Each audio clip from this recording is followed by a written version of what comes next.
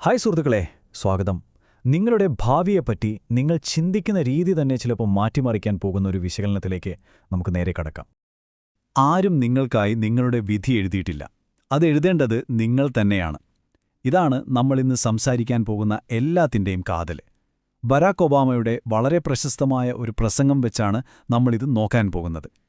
അതായത്, നിങ്ങളുടെ സ്വന്തം കഥ, നിങ്ങളുടെ വിദ്യാഭ്യാസം, എന്തിന് നിങ്ങൾക്കുണ്ടാകുന്ന പരാജയങ്ങൾ പോലും, ഇതെല്ലാം നിങ്ങളുടെ ഭാവി എഴുതാനുള്ള ടൂൾസാക്കി എങ്ങനെ മാറ്റാം നമുക്ക് നോക്കാം. നമ്മൾ എങ്ങോട്ടാ പോകുന്നതെന്ന് മനസ്സിലാക്കുന്നതിന് മുമ്പ് നമ്മൾ എവിടുന്നാ വരുന്നതെന്ന് അറിയണമല്ലോ, അല്ലേ?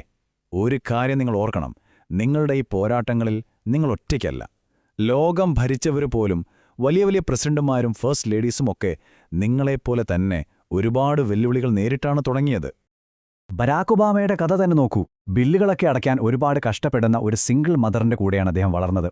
പലപ്പോഴും താൻ ഒറ്റപ്പെട്ടവരാണെന്നും ഒരു ഗ്രൂപ്പിലും ചേരാത്ത ആളാണെന്നുമൊക്കെ അദ്ദേഹത്തിന് തോന്നിയിട്ടുണ്ട്. അപ്പോൾ എല്ലാ സൗഭാഗ്യങ്ങളോടും കൂടിയല്ല അദ്ദേഹവും ജീവിതം തുടങ്ങിയതെന്ന് നമ്മൾ ഓർക്കണം. ഇനി മിഷേൽ ഒബാമയുടെ കാര്യം നോക്കിയാലോ. അവരുടെ അച്ഛനും അമ്മയും കോളേജിൽ പോയിട്ടില്ല. കയ്യിലധികം പൈസയൊന്നും ഉണ്ടായിരുന്നില്ല. പക്ഷേ അവർ കഠിനാധ്വാനം ചെയ്തു. അവരുടെ ആ കഠിനാധ്വാനം എല്ലാ കുറവുകളെയും മറികടന്നു. ഇതിൽ നിന്ന് നമ്മൾ എന്താ പഠിക്കേണ്ടത്? നമ്മുടെ സാഹചര്യം എന്തായാലും ഉറച്ചൊരു മനസ്സുണ്ടെങ്കിൽ ഏതു പ്രശ്നത്തെയും മറികടക്കാൻ പറ്റും. അപ്പോ ഇതിൽ പറഞ്ഞിരിക്കുന്ന കാര്യങ്ങൾ ചിലതെങ്കിലും നിങ്ങൾക്ക് സ്വന്തം ജീവിതത്തിൽ നിന്ന് ഓർക്കാൻ പറ്റുന്നുണ്ടാവും, അല്ലേ? ഇതൊക്കെ റിയലാണ്, ശരി തന്നെ. പക്ഷേ ഒരു കാര്യം ഓർക്കണം, ഇതൊന്നും നിങ്ങളുടെ കഥയുടെ അവസാനമല്ല. ഇത് വെറും ഒരു തുടക്കം മാത്രമാണ്. അപ്പോ സാഹചര്യങ്ങളല്ല നിങ്ങളെ നിങ്ങളാക്കുന്നതെങ്കിൽ പിന്നെ എന്താണ്? അതിന്റെ ഉത്തരം നിങ്ങളുടെ വിദ്യാഭ്യാസത്തിലാണ്. അതെ, നിങ്ങളുടെ ഭാവിയുടെ താക്കോൽ വിദ്യാഭ്യാസം തന്നെയാണ്. ആ ഒരു ഐഡിയയിലേക്ക് നമുക്ക് കുറച്ചുകൂടി ആഴത്തിൽ പോകാം. നിങ്ങൾ ഇന്ന് ക്ലാസ്സിലിരുന്ന് എഴുതുന്ന ആ ഒരു ഇംഗ്ലീഷ് പേപ്പർ, ചിലപ്പോ അതൊരു ബോറിംഗ് പണിയായിട്ട് തോന്നാം. പക്ഷേ ഒന്ന് ആലോചിച്ചു നോക്കൂ, ചിലപ്പോ ലോകം മുഴുവൻ വായിക്കാൻ പോകുന്ന ഒരു കിടിലൻ നോവലിന്റെ ആദ്യത്തെ വാക്കായിരിക്കാം അത്. ചെറിയ സ്റ്റെപ്പുകളിൽ നിന്നാണ് എപ്പോഴും വലിയ യാത്രകൾ തുടങ്ങുന്നത്. നിങ്ങൾ ചെയ്യുന്ന ആ സയൻസ് പ്രോജക്റ്റ്, അതൊരിക്കലും വെറുമൊരു ക്ലാസ് റൂം ആക്ടിവിറ്റിയല്ല. പുതിയ കണ്ടുപിടുത്തങ്ങളിലേക്കുള്ള ആദ്യത്തെ ചവിട്ടുപിടിയാണിത്. നാളെ ഒരു പുതിയ വാക്സിൻ കണ്ടുപിടിക്കുന്നതോ അല്ലെങ്കിൽ അടുത്ത ഐഫോൺ ഉണ്ടാക്കുന്നതോ ആരായാലും ആ ലോകത്തെ മാറ്റിമറിക്കുന്ന ഐഡിയയുടെ തുടക്കം നിങ്ങളുടെ ഈ ക്ലാസ് റൂമിൽ നിന്നായിരിക്കാം. അപ്പോ ഇവിടെ പറയുന്ന മെസ്സേജ് വളരെ ക്ലിയറാ. നിങ്ങൾ പഠിത്തം പാതി വഴിയിൽ നിർത്തുമ്പോൾ നിങ്ങൾ തോൽപ്പിക്കുന്നത് നിങ്ങളെ മാത്രമല്ല, സത്യത്തിൽ നിങ്ങൾ നിങ്ങളുടെ രാജ്യത്തിന്റെ ഭാവിയെ കൂടിയാണ് കൈവിടുന്നത്. പക്ഷേ നമുക്ക് കുറച്ച് റിയലിസ്റ്റിക്കായി ചിന്തിക്കാം, അല്ലേ? വിജയത്തിലേക്കുള്ള വഴി എപ്പോഴും പൂക്കൾ വിരിച്ചതൊന്നും ആയിരിക്കില്ല. ആ പ്രസംഗത്തിൽ വളരെ വ്യക്തമായി പറയുന്നുണ്ട്, വിജയിക്കുക എന്നത് എളുപ്പമല്ല. അതിൻ്റെ ആ ഒരു പച്ചയായ യാഥാർത്ഥ്യം നമ്മൾ ആദ്യം മനസ്സിലാക്കണം. ടിവിയിലൊക്കെ കാണുന്നത് പോലെ ഒരു പാട്ട് പാടിയാലോ അല്ലെങ്കിൽ ബാസ്കറ്റ്ബോൾ കളിച്ചാലോ ഒറ്റയടിക്ക് വിജയിക്കാൻ പറ്റില്ല. അതൊക്കെ സിനിമയിലാണ്. യഥാർത്ഥ ജീവിതത്തിൽ വിജയമെന്ന് പറയുന്നത് കഠിനമാണ്. അതിന് നല്ലപോലെ കഷ്ടപ്പെടണം, ക്ഷമ വേണം. അതൊരു നീണ്ട യാത്രയാണ്. അപ്പോൾ ഈ കാര്യങ്ങൾ മനസ്സിൽ വെച്ചോ. ഒന്നാമത്, എല്ലാ വിഷയവും നിങ്ങൾക്ക് ഇഷ്ടപ്പെടണമെന്നില്ല. രണ്ടാമത്, എല്ലാ ടീച്ചർമാരുമായിട്ടും നിങ്ങൾക്ക് ഒത്തുപോകാൻ പറ്റിയെന്നും വരില്ല.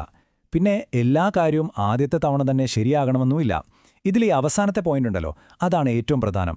കാരണം പരാജയത്തെ നമ്മൾ എങ്ങനെ കാണുന്നു എന്നതിനെ തന്നെ അത് മാറ്റിമറിക്കും. നിങ്ങൾക്കറിയാമോ, ഈ ലോകത്ത് ഏറ്റവും വിജയിച്ച പല ആളുകളും ഏറ്റവും കൂടുതൽ തവണ തോറ്റുപോയവരാണ്. അതെ, പരാജയമെന്ന് പറയുന്നത് ഒരു അവസാനമല്ല, അതൊരു പാഠമാണ്.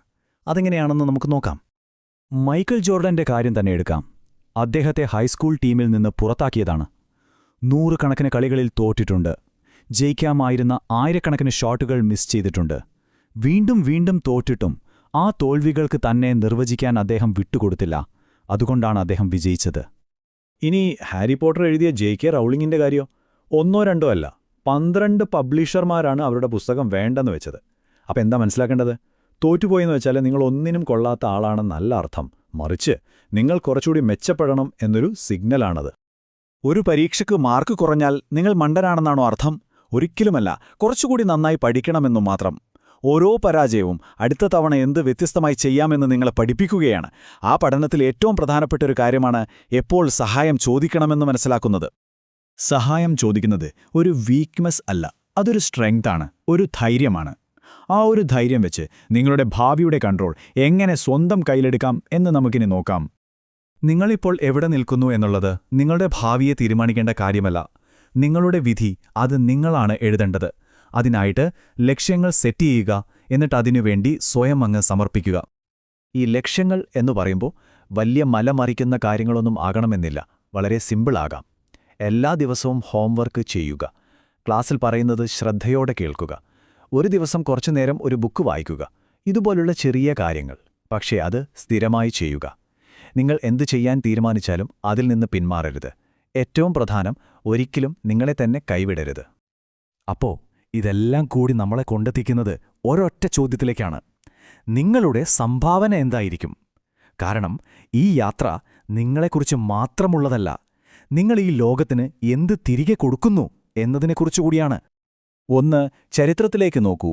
വിപ്ലവങ്ങൾക്ക് നേതൃത്വം കൊടുത്തത് വിദ്യാർത്ഥികളായിരുന്നു.